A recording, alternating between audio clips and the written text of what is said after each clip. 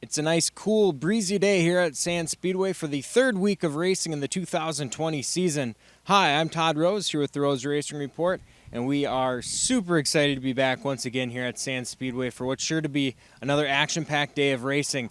As I mentioned, the temperature's much cooler than they were last week and a nice cool breeze, so for the fans here in attendance and the drivers in the cars, the temperatures should be much better and the racing should be just about the same, and that's a good thing, because the racing here is some of the best that you'll find anywhere in the Upper Peninsula.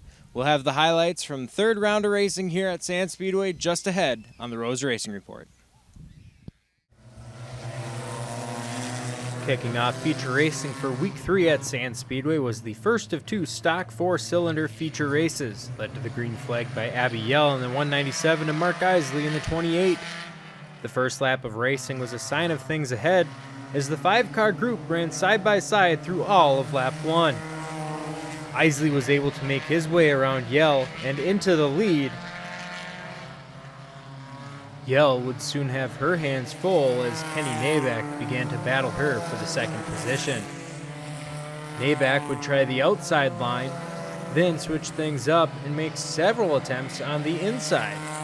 After numerous tries, Nabak finally made his way to the inside of Yell as the two made their way down the back straightaway. Just as it looked Nabak would have Yell cleared, the two made contact, sending Nabak slamming into the outside wall. Day over. Yell would scrape by with minimal damage. Mark Isley led the field back to green and would feel some pressure from behind as Noah LaJoy closed in. In the battle for third, Phoenix Wasik would look for a way to get around Abby Yell, taking a peek to the inside. Back up front, it was all Mark Isley taking the win, with Noah LaJoy in second and Abby Yell coming home in third. Phoenix Wasik rounded out the finishers in fourth. Up next was the second part of the Stock 4 feature races, led to the green flag by Tyler Hammond and Nathan Brabant. The second of the two features followed a similar pattern in the early laps as the whole field battled tightly for every spot from top to bottom. To the point off the bat was Tyler Hammond, but Tom Wasilewski soon came knocking on the outside. All eyes were at the top of the field as Wasilewski and Hammond dueled for the top spot. Wasilewski would pull back in behind Hammond, biding his time to make his move, and he would make it once again using the outside line through turns 3 and 4. As they raced back down the front straightaway into turn number 1, Wasilewski went to the lead with Nathan Brabant following him into second. Brabant would take one last lunge at Wasilewski into turn 3 on the final lap, but Wasilewski would reign supreme and take another win in the 2020 season, celebrating with, of course, another Polish victory. Up next was a race that will likely be remembered as the race of the 2020 season, as the modified 4-cylinder division put on an incredible show. Barry Peterson grabbed the lead off the start, but it didn't take long for Ryan Proctor and Reese Cavan to make their way to the top of the field. Proctor and Cavan would battle side by side out front and would soon welcome a charging Todd Mackey to the party. But Mackey wouldn't be there for long, as he would have trouble in turn 2.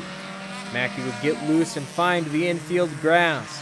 Without the aid of a caution, Mackey would have to charge hard in the latter laps of this feature to get back to the front. But Mackey and hard charging are synonymous with one another. The caution, however, would come for Mackey just as Proctor and Cavan were bearing down on the race's final laps.